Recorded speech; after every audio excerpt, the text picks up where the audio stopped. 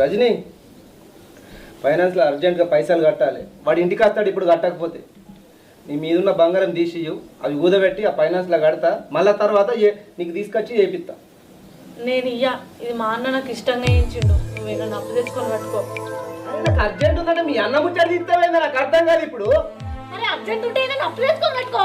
ఈ బంగారం ఏమంటే ఊళ్ళో ఇజ్జత్ పోతుంది. వాడి ఇంటికి వచ్చి తారం ఎత్తాడు ఇప్పుడు.